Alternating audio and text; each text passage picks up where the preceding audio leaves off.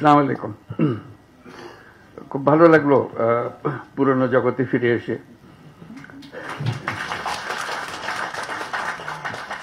পুরনো লোকজনকে দেখে আরো ভালো লাগলো। অনেক পুরনো কথা মনে পড়লো। এমআরের জন্ম কাহিনী মনে পড়লো, কোথা থেকে আসলো, কিভাবে আসলো, এবং সময়টাও খুব অ্যাপ্রোপ্রিয়েট, উপযুক্ত সময়, যে সময় আমরা এখানে আজকে একত্র হয়েছি।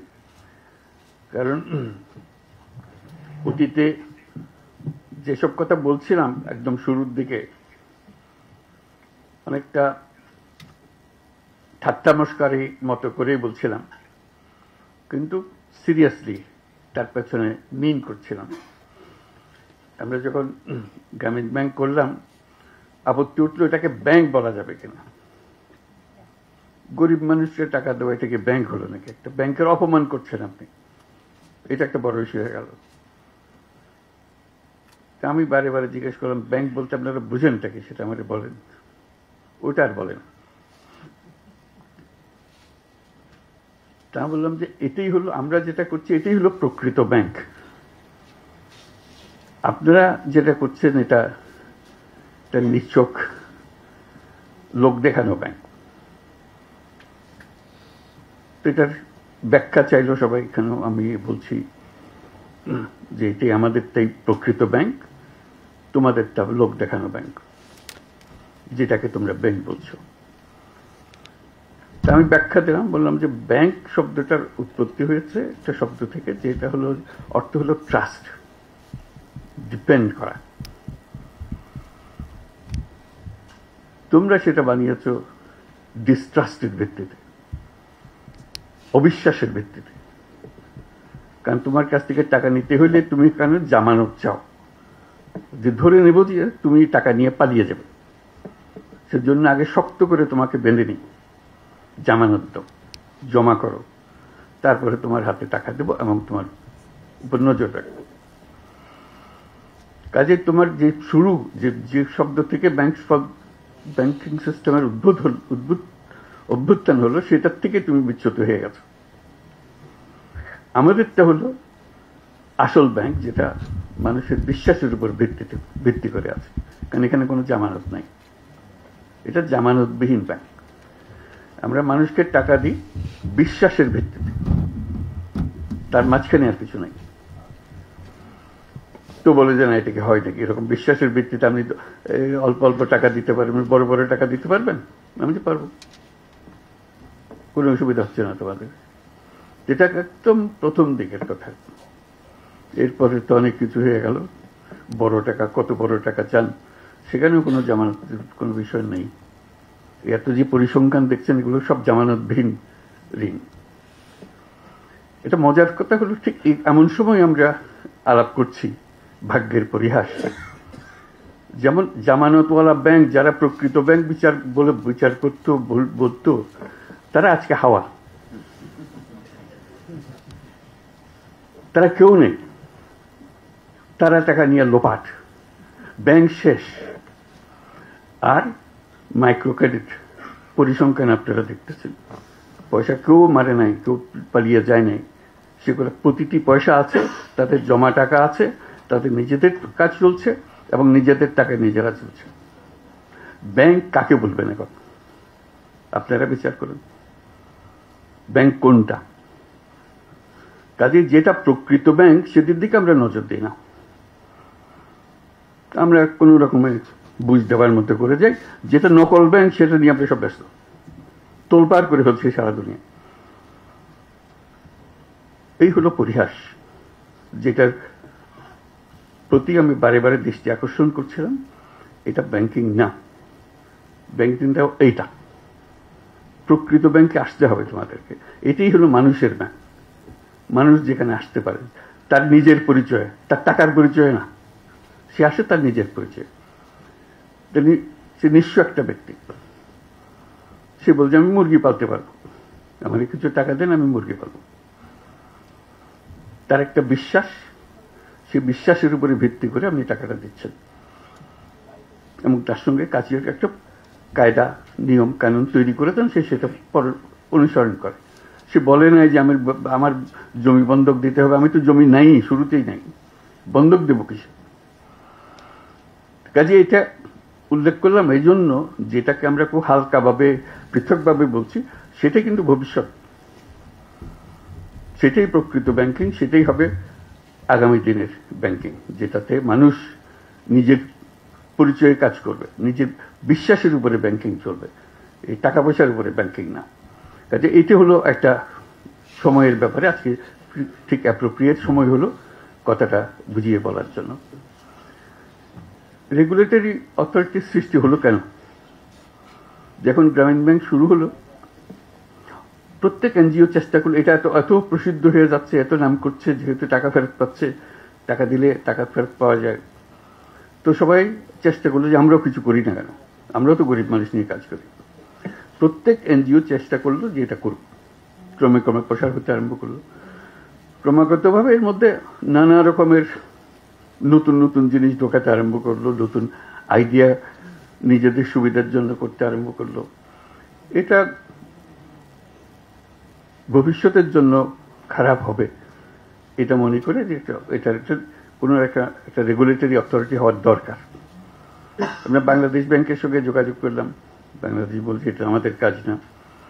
অর্থ মন্ত্রণালয়ের সঙ্গে কাজ করলাম, অর্থ মন্ত্রণালয় প্রথমে খুব গুরুত্ব দিল না, পরে বলল যে কি করতে হবে আমাদেরকে বলে। তখন আমরা বলি একটা রেগুলেটরি অথরিটি হওয়ার দরকার, কারণ যে হারে এটা বাড়ছে, এটা একটা বড় রকমের সমস্যার সৃষ্টি করতে পারে। এটা নিয়ে লাভ করে বারে বারে বৈঠক হল অর্থ মন্ত্রণালয়ে। তখন গভর্নর ছিলেন ফখরুদ্দিন সাহেব, সে ওটা সমর্থন করলো। একটা জায়গায় প্যাচ লাগলো যে আমি রেগুলেটরি অথরিটি হবে, কিন্তু এটা বাংলাদেশ ব্যাংকের অধীনে হবে না। এটাতে আমি ঘোরতর ভাবে আপত্তি দিলাম, এটা বাংলাদেশ ব্যাংকের অধীনে হতেই পারবে না। তারা ব্যাখ্যা চাইল, রেগুলেটরি অথরিটি হতে হলে একমাত্র প্রতিষ্ঠান হলো বাংলাদেশ ব্যাংক, সেন্ট্রাল ব্যাংক। আমি একটা কথা ব্যাখ্যা করলাম, সেটা বহুবার বহু দেশে বলেছি, এখন বলি। সেটা হলো, দেখো আমরা যদিও এটাকে ব্যাংক বলি, গ্রামীণ ব্যাংকও ব্যাংক, অন্যান্য ব্যাংকও ব্যাংক, কিন্তু জিনিস তফাৎ, ভিন্ন জিনিস, একেবারে ভিন্ন। কিরকম ভিন্ন? তা আমি উদাহরণ দিতাম, এখনো সেই উদাহরণ আবার বলবো আপনাদেরকে। আমি বললাম যে দেখেন, আমেরিকান ফুটবলও ফুটবল, ইউরোপিয়ান ফুটবলও ফুটবল, কিন্তু খেলা ভিন্ন।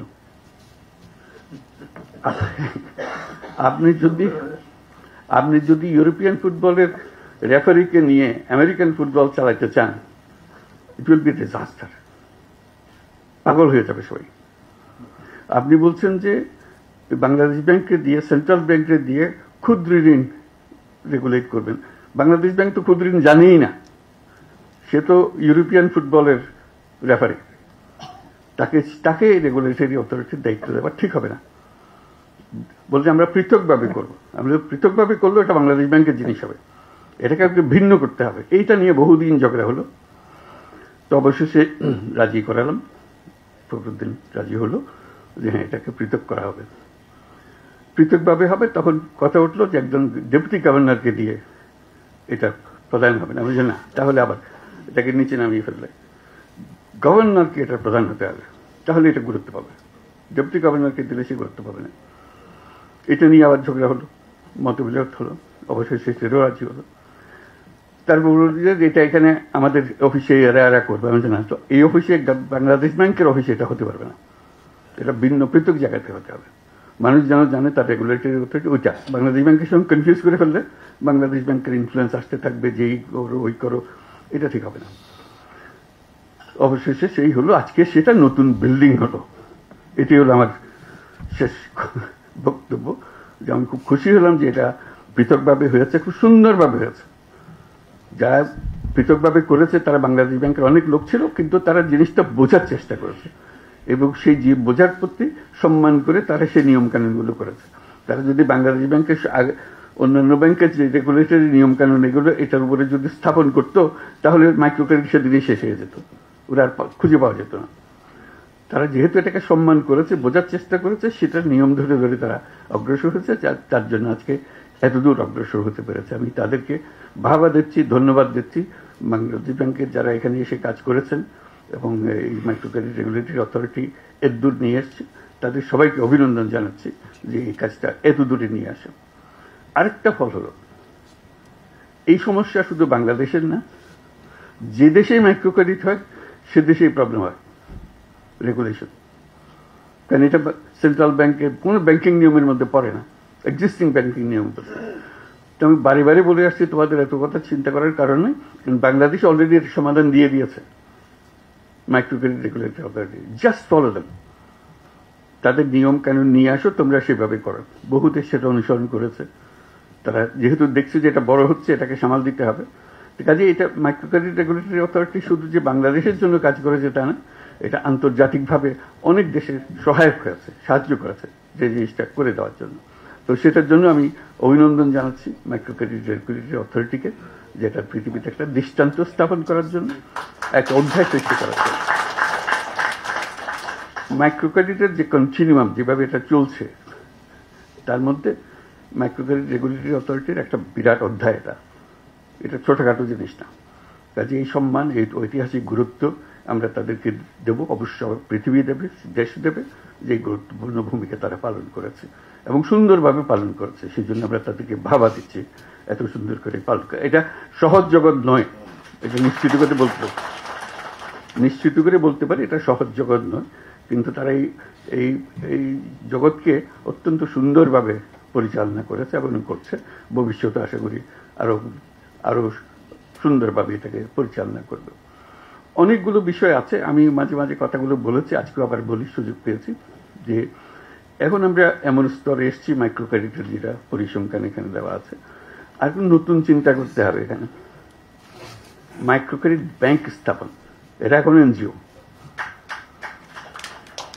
কাজে এনজিও থেকে উত্তরণ হতে হবে।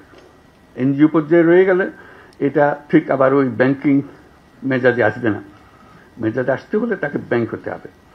এই মাইক্রো ক্রেডিট ব্যাংক নামে একটা আইন করতে হবে, যেটা আইনের কথা আভাসিক নীতি আমরা পাচ্ছি এখানে। এটা পরিষ্কারভাবে এটা নতুন একটা ব্যাংক হতে হবে, নতুন একটা আইনে। সেটা regulatory authority, micro credit regulatory authority হতে পারে, ভিন্ন অথরিটি হতে পারে, কিন্তু we need a separate banking law. যেখানে এখন যেটা পরিসংখ্যানে দেখছেন, তারা সদস্যদের সঞ্চয় নিতে পারে, বাইরের কারোর ডিপোজিট নিতে পারে না। এটা একটা তার সীমাবদ্ধতা। ফলে সীমাবদ্ধতার ফলে তাকে অপরের কাছে হাত পাততে হয়, দায়বদ্ধ হতে হয়। কেন হবে? সে এত সুন্দর ব্যাংকিং করে, আরেকজনের হাতে হাত পেতে কেন করবে? সে তার মধ্যে কি অভাব আছে যেটা সমবায় ব্যাংকে ছিল, এদের কাছে নেই। সমবায় ব্যাংকে আপনারা ব্যাংক বলছেন, মাইক্রো ক্রেডিট ব্যাংকে আপনারা ব্যাংক বলবেন না, তাকে সেই অধিকার দেবেন না। কি পাশ করতে হবে তাকে এটা করার জন্য? সে সবকিছু পাশ করে এসছে। কাজে আমার মনে হয় এটা সময় এসছে যে এটা মাইক্রো ক্রেডিট ব্যাংক আইনে করা। এরকম একটা প্রস্তাব একটি দেশকে দিতে গিয়ে বিপদেও পড়ছি আমি। সে খুব বিপদের কথা বলি।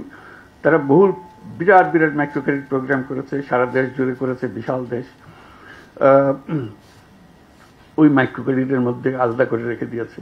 তাহলে এত সুন্দর কাজ করছে, এত বড় বড় কাজ করছে, তোমরা একে ব্যাংকিং লাইসেন্স দাও না কেন? কি অভাব তাতে? বলে যে না, একটা মাইক্রো ক্রেডিটের বাইরে ওরা পারবে না। আমি যদি দিয়ে দেখো তো একবার। তো সেটার থেকে প্রস্তাব দিলাম যে অন্তত 10টা top bank micro credit organisation, যেগুলো তোমরা ইতিমধ্যে লাইসেন্স দিয়েছো মাইক্রো ক্রেডিট অপারেট করার জন্য, এগুলো বিশাল আকারে করছে, তাদেরকে পরীক্ষামূলকভাবে লাইসেন্স দাও, ব্যাংকিং লাইসেন্স দাও। তো অবশেষে তারা শুনল, এরকম 4-5টা ব্যাংকের দিল, বিশাল বিশাল ব্যাংক হয়ে গেল সেগুলো। এত বড় হলো, তড়িৎ গতিতে তারা দেশ জুড়ে চলতে আরম্ভ করলো। আমি তাড়াতাড়ি বললাম যে তোমরা লাইসেন্স দিয়েছো, ভালো করেছো, কিন্তু একটা কথা খেয়াল করো নাই, আমি তো মাইক্রো ক্রেডিট ব্যাংক করতে বলেছিলাম, তোমরা তো একটা কনভেনশনাল ব্যাংক বানিয়ে হলো। লাইসেন্স ফুল ব্যাংকিং লাইসেন্স দিয়ে দিচ্ছে, এটা মাইক্রো ক্রেডিট ব্যাংকিং লাইসেন্স, যে এই কাজ ছাড়া সে অন্য কাজ করতে পারবে।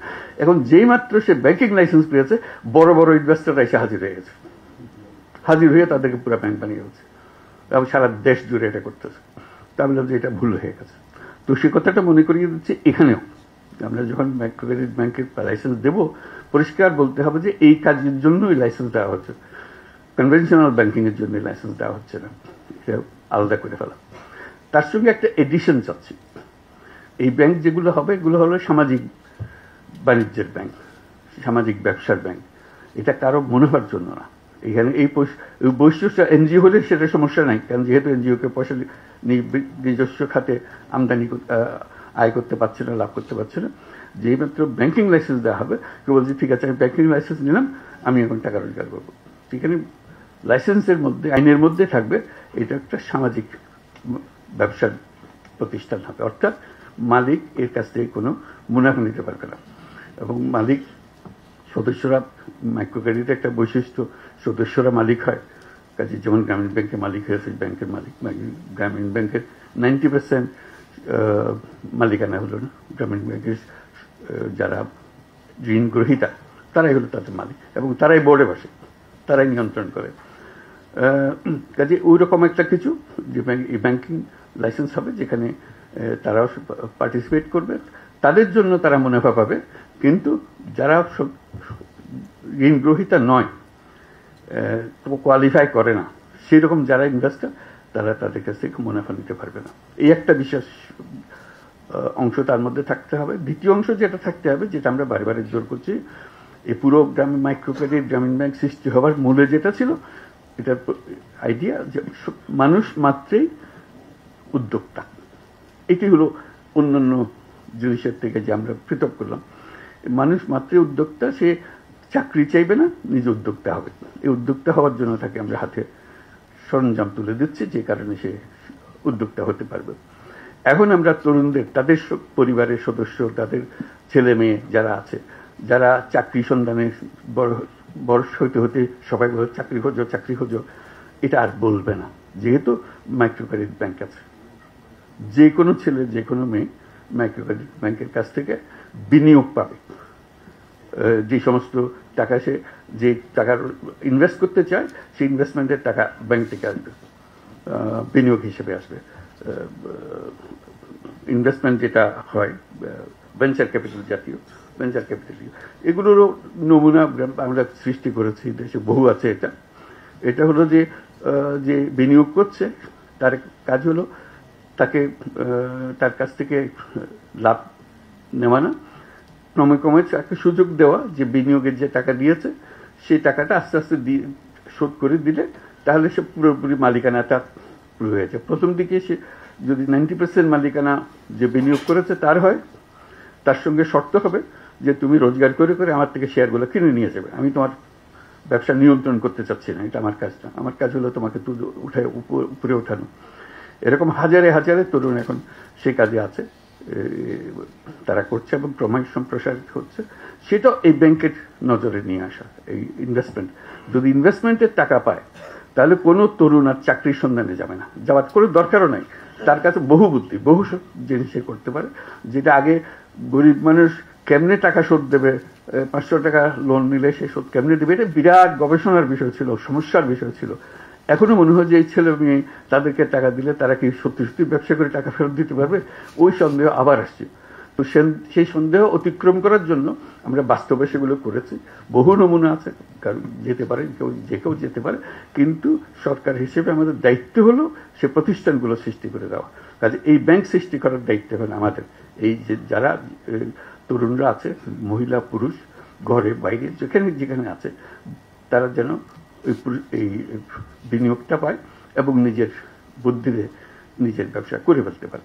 কাজে আজকে মাইক্রো ক্রেডিট রেগুলেটরি অথরিটির এই বিল্ডিং উদ্বোধনের প্রসঙ্গে আমরা বহু কথা বলার সুযোগ পেলাম।